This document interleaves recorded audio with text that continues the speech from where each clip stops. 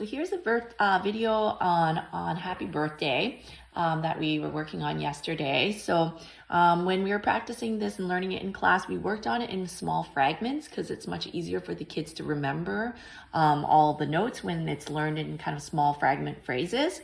Especially for the younger children, they will need even smaller sections and more repetitions versus older children can go with longer fragments and it will come much easier. So for this song, we're going to use only finger 2, just because finger 2 is the most stable out of all the other fingers. And we need to make sure we are keeping our hand in the correct hand position, which is like this. Okay, so even when we play the keys, we're not going to have any fingers sticking up like this, or we're not going to have any fingers hiding underneath or doing anything weird. The fingers all have to stay rested on the keys so that you have this arch in the hand and the C, okay?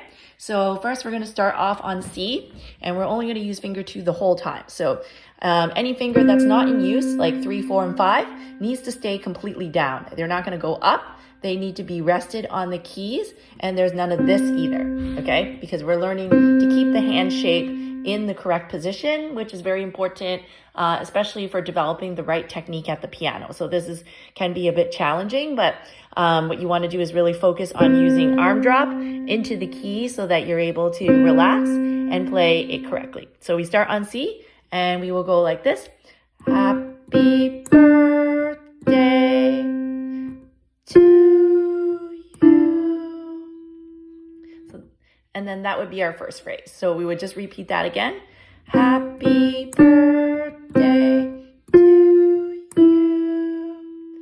And then our second phrase would be this, very similar, but the only thing is we go to G. Happy birthday to you. So I'm going to repeat that again. Happy birthday to you. And then our next phrase is going to go all the way up to the high C. Okay, so we'll go happy birth. Now we are going to skip one, skip another one. So I'm going to do that again. Happy birth, skip a key, skip another key. And then we go to the black key. Happy birthday to you. And so you would just work in each phrase separately and not add on to the next phrase until the first few phrases are done correctly. So when they're able to remember it, you can add on another phrase. Okay, so the whole thing all together goes like this. Happy